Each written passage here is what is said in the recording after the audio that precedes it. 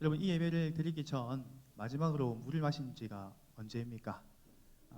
본당에 올라오기 전 1층 쉼터에서 마신 분도 있을 것이고, 방금 찬양 끝나고 또 물 한 모금 한, 또 한 모금 한 분도 있을 것 같아요.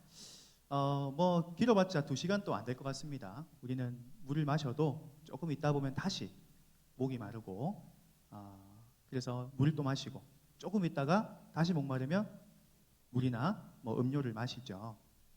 우리가 자기 전에 하는 일이 무엇이 있습니까, 여러분들? 자기 전에 유튜브? 요즘에 유튜브 중독 증세가 좀 많다고 하는데, 우리 자기 전에 꼭 물을 마시지 않습니까? 물을 안 마시고 자면 새벽에 잠이 깨서 물을 마시러 가죠. 안 그렇습니까? 마지막 고개 끄덕끄덕거려 보세요, 한번. 예, 감사합니다. 마스크를 쓰고 있으니까 눈밖에 안 보여가지고 제가 굉장히 좀 소통하기가 조금 어려운 부분이 있는 것 같아요.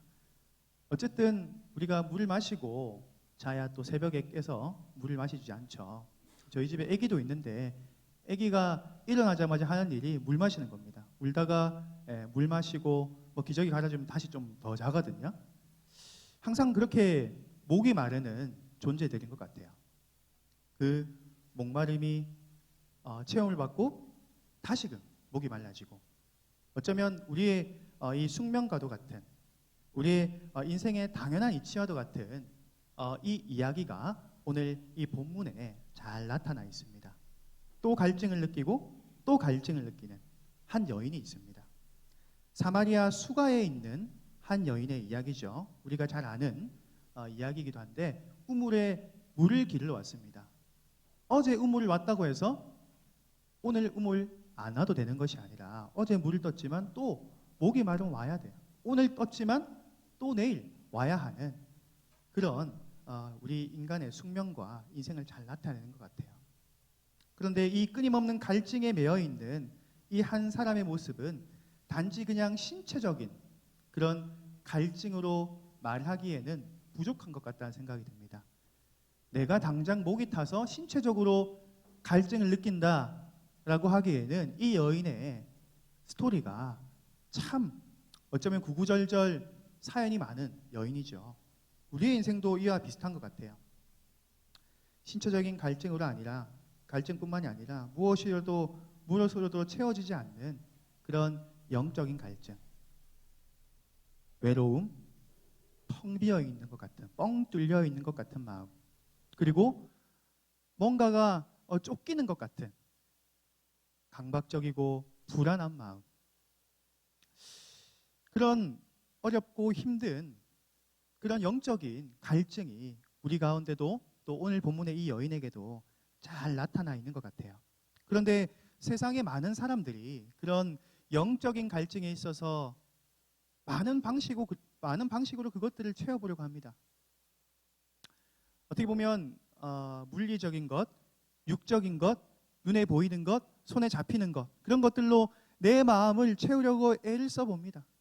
저기도 가보고 여기도 가보고 저기도 기웃거려보고 이것도 먹어보고 저것도 만져보고 수많은 일들을 해보지만, 그 사람들의 뒷모습이나 외형을 보면 너털너털 그냥 자기가 진짜 얻고자 하는 것을 얻지 못하고 돌아가는 그런 안타까운 인간의 모습이 많이 보이는 것 같아요.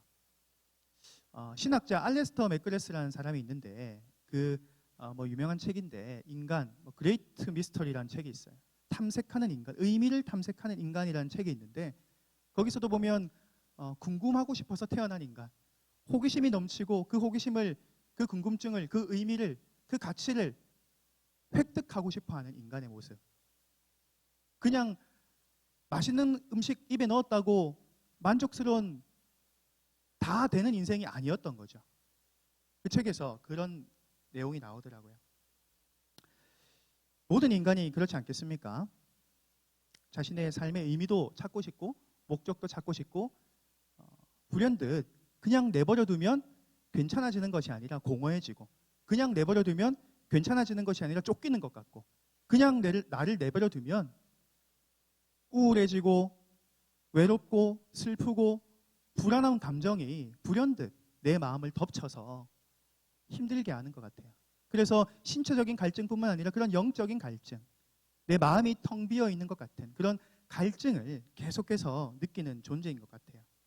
그런데 그런 불안하고 실망 가득한 표정에 휩싸여 있는 우리와 같은 존재들에게 정말 정말 감사하게도 찾아오시는 분이 계시죠. 오늘 본문에 이 여인이 우리의 삶을 잘 대변하는 것 같은데 이 여인에게 누가 찾아오고 계십니까? 바로 예수님입니다. 예수님이 이 연약하고 이 공허하고 뻥 뚫려 있는 것 같은 인생을 사는 여인에게 친히 찾아오십니다. 낙담해서 정말 쓰러져서 혼자 있고 외로운 이 여인에게 찾아오시는 것입니다. 예수님께서는 엄청난 갭을 넘어서 찾아오세요. 예수님은 하나님의 아들이십니다. 예수님은 죄가 있으십니까? 없으십니다. 하늘 영광, 하늘 보좌로 충만하신 분이신데 그 보좌 두시고 낮고 낮은, 천하고 천한 그 여인의 자리에 찾아오시는 것이죠. 그 지리적 배경은요, 사마리아 수가라는 동네인데 이 사마리아는 유대인들이 정말 정말 경멸했던 그런 민족이었어요. 사실 유대인과 같은 뿌리입니다. 그런데 이 유대의 위쪽에 있는 이 사마리아 지역이 북이스라엘로 아수르에게 멸망당하면서 이 아수르 사람들을 사마리아로 많이 이주시켰거든요. 그래서 이 아수르 사람과 이 사마리아 지역의 사람들과 결혼을 한 거예요. 그러니까 유대인들이 어떻게 여기겠습니까? 저 혼혈종들, 저 거룩한 하나님의 백성, 저 피를 더럽힌 것들, 그렇게 여기는 거예요. 유대인들이 사마리아인들께 손가락질하니까 사마리아인들 기분이 어떻겠어요? 똑같이 미워하겠죠. 유대인과 사마리아인의 그런 관계는요 굉장히 좋지 않았어요. 유대 문헌의 벤시라라는 그 문헌에 보면 그 예수님께서 이 유대에서 갈릴리로 가실 때 사마리아를 통과해야 되는데 이 얼마나 사마리아인들이 부정하면 길을 돌아서 갔다고요. 많은 사람들이 그만큼 경멸하는. 벤시라에도 보면 유대가 경멸하는 세 가지 민족이 있는데 세 번째는 사마리아인으로 민족이라고도 여기지 않는다. 이런 설명이 덧붙여져 있어요. 얼만큼 경멸하는. 예수님과 이 사마리아 여인의 갭이 느껴지십니까? 그리고 여자입니다. 당시에 남자가 여자에게 말을 거는 것이 결코 쉽지 않았던 상황. 그리고 오늘 본문에 또 이 여인의 어쩌면 예수님 앞에 서기에 부끄러운 결격 사유가 있죠. 바로 남편이 몇 명입니까? 5명이나 있었다는. 어떤 사연인지는 성경은 말하고 있지 않아요. 또 오늘 우리가 오전 예배를 드리는 분들은 또 알 수도 있겠지만 당시에 이혼 증서를 주고 그냥 마누라를, 아내를 버려버리는 그런 악한 모세의 율법을 악용하는 그런 사람들이 많이 있었기 때문에 그런 이혼을 당했다고도 볼 수 있고 어떤 사연인지는 모르나 남편이 5명이나 있었던, 지금 사는 사람도 남편이 아닌 참 기구한 삶을 살아가는, 참 파란만장한 삶을 살아가는, 어떻게 인생이 이렇게 꼬일꼬 라는 이런 생각이 들 만큼 참 비참한 인생을 살아가는 사람입니다. 하지만 예수님께서는 이 엄청난 갭을 뚫고 이 여인에게 찾아오신다는 것입니다. 얼마나 감사한지. 예수님께서는 하늘 보좌, 하늘 영광 그것들 두시고 이 연약하고 천하고 작디 작은 비천한 상처투성이인 보잘것없는 이 여인에게 집중하고 계신다는 거예요. 수치스러움에 또 낮 12시에 혼자 물을 들어온 사람이에요. 여러분 여학생들 제가 청소년 때 학원 다닐 때 보면 화장실도 같이 많이 가더라고요. 남학생들은 화장실 같이 많이 안 가잖아요. 여학생들은 좀 같이 이렇게 화장실 가고 같이 하는 거 좋아하잖아요. 물동이 물 들어가면 제 상식상으로는 당연히 그 무겁고 힘든 일들을 같이 친구들끼리 할 것 같은데 이 여인은 또 혼자 있습니다. 참 악조건, 참 수치스럽고 불쌍한 조건 다 갖춘 사람인 것 같아요. 하지만 예수님께서는 이 여인을 엄청난 갭을 뚫고 찾아오신다는 것이죠. 얼마나 귀한 발걸음입니까? 그 발걸음이 우리에게도 임한다는 사실입니다. 엘리야에게도 임했죠. 엘리야가 다 쓰러져서 이제 오뎀나무 앞에서 주님 죽고 싶습니다. 그냥 나 죽으면 안 됩니까? 내가 선진들보다 나은 것 하나 없습니다. 거의 우울증 끝까지 갔던 사람입니다. 하지만 하나님께서 물과 떡을 먹여주시고 그 엘리야를 어루만져 주셨다라고 성경은 말하고 있어요. 열왕기상 19장에 보면 어루만져 주시고 물과 떡을 주시고 회복시켜 주시고 보듬어 주시고 얘야 살자 얘야 살자 죽고 싶은 그 엘리야를 하나님께서 살려주시는, 회복시켜주시는, 치료시켜주는 그 장면이 열왕기상 19장에 잘 기록되어 있지 않습니까? 예수님의 이 사랑스럽고 이 아름다운 발걸음을 잘 기억하시기 바랍니다. 작고 작은, 연약하고 미천하고 부끄럽고 수치스럽고 사람들 앞에 내세울 것 하나 없는 그런 우리와 같은 사람, 공허하고 비참하고 쫓기는 것 같고 늘 불안한 외로운 우리의 삶에 바로 주님이 임재하시고 찾아오시길 바란다는 사실을 믿으시길 바랍니다. 예수님께서 첫 번째 건네는 말씀이 무엇입니까? 바로 물을 달라는 거예요. 예수님도 완전한 사람이셨어요. 목이 마르신 거죠. 다리도 아프시고 잠도 오시고 목도 마르신 완전한 신성을 가지신 하나님의 아들이지만 또 완전한 인간으로 오신 예수님. 아주 역설적인 말이지만 예수님께서 목이 마르셨습니다. 피곤하여서 예수님께서 물을 달라 하십니다. 그런데 이 여인은 황당했죠. 아니 어찌 유대인 남자인 당신이 나에게 물을 달라 하십니까? 그때 예수님이 가르침을 딱 주세요. 마치 준비하고 있었던 것 같은 느낌으로. 요즘 우리가 유행하는 말로 갑자기, 예수님 갑자기 가르침 주세요. 오늘 본문 말씀 10절 한번 같이 한번 읽어보겠습니다. 10절 말씀 한번 띄워주시고 같이 한번 읽겠습니다. 시작. 예수께서 대답하여 이르시되 네가 만일 하나님의 선물과 또 내게 물 좀 달라 하는 이가 누구인 줄 알았더라면 내가 그에게. 예수님이 마치 준비한 것처럼 딱 되셨다가 그 여인이 아니 왜요? 물음표 땅땅땅땅 10개 뜨니까 딱 가르침을 주세요. 네가 물 달라고 하는 내가 누군지 알았다면 오히려 네가 나한테 물 달라고 했어야 되는 거야.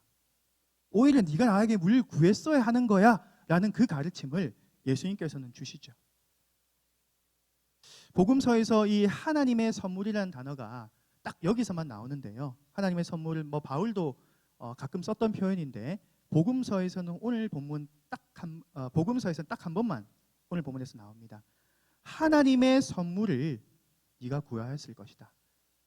하나님의 선물을 줄 수 있는 나에게 네가 구하여야만 한다라고 예수님께서는 분명히 말씀하시는 겁니다. 그리고 오히려 내가 너에게 생수를 주었을 것이다. 사실상 내가 육신의 목마름으로 너에게 물 달라 했지만 진짜 생수, 네가 진짜 마셔야 할 생수는 내가 줄 수 있다. 할렐루야. 내가 줄 수 있다라는 그 가르침을 주시는 거예요. 14절 말씀 한번 같이 읽어보겠습니다. 14절입니다. 시작. 내가 주는 물을 마시는 자는 영원히 목마르지 아니하리니 내가 주는 물은 그 속에서 영생하도록 솟아나는 샘물이 되리라. 아멘. 물을 마시면요 다시 목마릅니다. 아까 처음에도 이야기했지만 여러분 2시간 지나면요 3시간 지나면요 잘 버텨봤자 반나절 버틸 수 있겠습니까? 목말라서 죽을 것 같아요. 그런데 다시 목마르지만 내가 주는 그 물의 속성은 다시 목마르지 않는 영생토록 솟아나는 샘물과 같이 능력 있고 위대한 물을 내가 너에게 선사할 것이다. 기대하라. 선사할 것이다. 줄 것이다. 오히려 네가 나에게 구하라라고 말씀하는 것이죠. 이 생수가 말하는 것이 무엇이겠습니까? 바로 성령입니다. 성령. 내가 너에게 성령을 줄 것이다. 성령이 무엇입니까? 하나님의 영입니다. 예수 그리스도께서 말씀하시는 성령의 의미는 더 어떻게 보면 강화된 형태죠. 그리스도께서 십자가에서 죽으시고 부활하신 그 영광을 입은 성령. 내가 너에게 성령 보내겠다 했지 않습니까? 성령이 없었던 게 아니거든요. 당시에 성령이 없었던 게 아니지만 내가 이 일을 마쳐야만 성령 보내겠다. 아니 그럼 지금 성령 없는 겁니까? 아니에요. 예수 그리스도의 영광을 입은 그리스도의 영, 바로 성령. 그 성령을 이야기하는 거예요. 부족한 자, 연약한 자, 목마른 자, 갈증과 쫓기는 삶으로 늘 불안한, 늘 허덕이는 그런 자들을 채워주는 충만한 성령의 능력, 회복과 치유의 역사를 이야기한다는 것입니다. 이 성령을 이 물이 생수가 성령이라는 사실을 예수님께서 코멘터리를 다셨어요. 요한복음 7장 37절 39절에 보시면 38절까지 말씀을 보시면 명절 끝날 곧 큰 날에 예수께서 서서 외쳐 이르시되 누구든지 목마르거든 내게로 와서 마시라. 38절 나를 믿는 자는 성경의 이름과 같이 그 배에서 생수의 강이 흘러나오리라 하시니. 그리고 39절에 보면 이는 그를 믿는 자들이 받을 성령을 가리켜 말씀하신 것이라. 화면엔 안 나와 있지만 이 바로 뒷절을 보면요, 성령을 가리켜 말씀하신 것이라 라고 말하고 있어요. 이 생수의 강 흘러나올 것이다. 네 배에서 너의 몸에서 생수의 강이 흘러나올 것인데 그것은 성령을 말하는 것이다 라고 요한복음 7장에 분명히 기록되어 있다는 거죠. 사랑하는 우리 청년 여러분, 이 생수를 경험하셨습니까? 주님이 채워주시는 이 생수를 한 모금 마셔본 기억이 언제 있으셨습니까? 내가 무엇으로도 채우려고, 무엇으로도 이 공허한 마음, 쫓기는 불안한 마음, 외로운 마음 채우려고 했지만 채워지지 않았기에, 내가 주님을 만났기에, 주님께서 그것을 주셨기에, 내가 그것을 마셨기에 이 자리에 있다는 것을 저는 믿습니다. 그 생수의 능력이 얼마나 위대하다는 것을 세상에 아무리 뛰어난 철학자나 아무리 뛰어난 그런 석학들이나 대단한 자본가들도 우리에게 줄 수 없는 그런 생수를 갈망하며 추구하며 살아가는 우리 청년들 되길 소망합니다. 이 생수는요, 이 생수의 이미지는 성경에 아주 많이 방대하게 기록되어 있어요. 성경 첫 책인 이제 창세기부터 요한계시록까지 이 생수의 이미지가 얼마나 많이 기록되어 있게요. 네, 에덴 동산에서 물줄기가 흘러갑니다. 네 줄기를 흘러가서 많은 생명을 살린다고 해요. 나무에 과실이 맺는다고 합니다. 창세기부터 해서 또한 시편에 이렇게 기록되어 있죠. 36편 8절에 한번 읽어보겠습니다. 시작. 그들이 주의 집에 있는 살찐 것으로 풍족할 것이라. 주께서 주의 복락의 강물을 마시게 하시리이다. 아멘. 주의 복락의 강물을 마시게 하신다.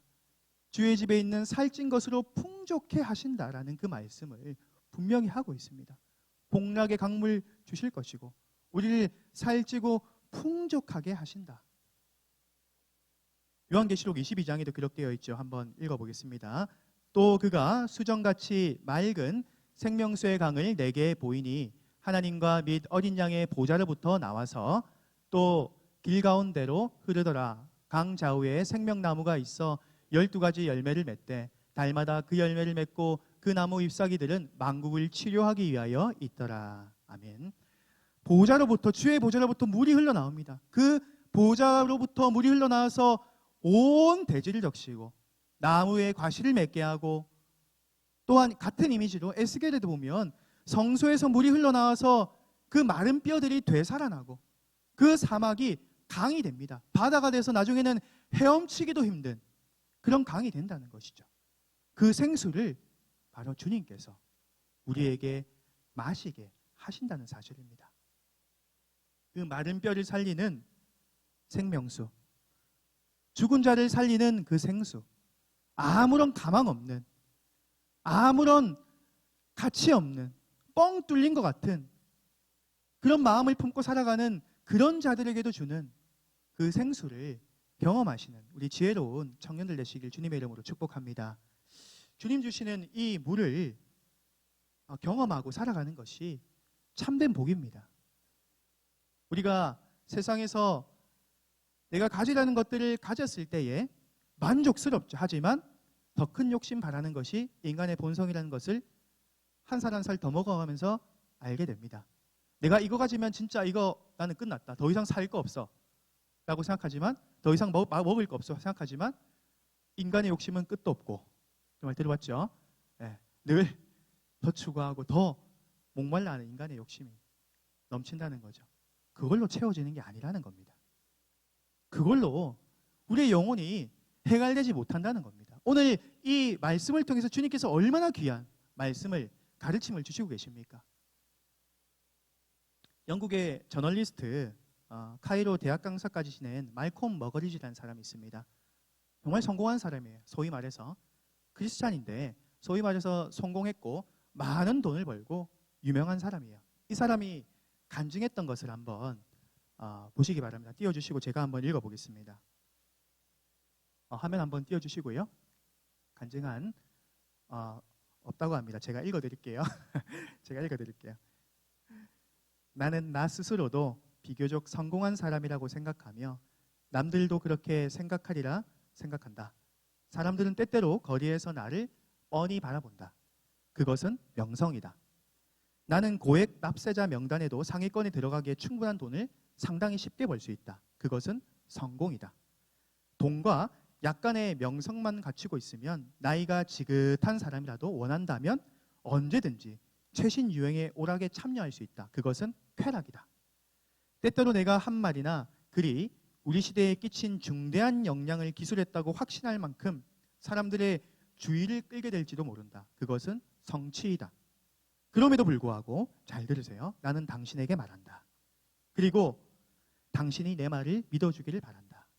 이러한 자그마한 승리의 100만을 곱하고 그것들을 모두 다 더한다 할지라도 그리스도가 영적으로 목마른 자들에게 주는, 그리스도가 영적으로 목마른 자들에게 제공하는 그 생수 한 모금에 비한다면 이것은 아무것도 아니다. 아무것도 아닌 정도가 아니라 그 이하이며 명확하게는 방해되는 것이다. 할렐루야. 우리가 명성과 승리와 성공과 인기와 명예와 이름 높이는 것을 얼마나 추구하며 살아갑니까? 눈 감는 날 누가 그것으로 만족하며 눈을 감고 죽습니까? 이 말콤 머거리지가 말했던 것처럼 그 모든 것에 100만을 더한데도 예수께서 우리에게 주시는 그 생수 한 모금에 비한다면 그것은 아무것도 아니다. 오히려 그 생수에 방해가 되는 것이다라는 그 사실을 반드시 기억하시길 바랍니다. 사랑하는 청년 여러분, 여전히 목마른 가운데 있는 분들이 있습니까? 또 척박하고 어쩌면 분주하고 어려운 삶에 의해서 그 삶에 함몰되어서 탈출구가 보이지 않는 것 같고 어떻게 살아야 될지, 그리고 어떻게 살아야 될지 그런 고민하고 걱정하고 개선하는 것조차 힘이 나지 않는 그런 목마른 이 사마리아 여인과 같은 사람은 없습니까? 바로 주님께서 오직 그리스도의 능력과 하나님의 선물로 이 생수를 통하여서 그 영이 치료되고 회복되고 소생된 역사가 있기를 주님의 이름으로 축복합니다. 내가 영적으로 육적으로 결핍된 우리의 삶에 찾아오셔서 그 생수를 샘솟듯 부어주시는 그 은혜를 갈망하시길 바랍니다. 내가 다른 것 마시기 원합니다 라는 것이 아니라 주의 생수, 주가 주시는 생수 내가 마시길 소망합니다. 이런 갈망을 가지고 살아가는 지혜로운 우리 청년들 되길 바랍니다.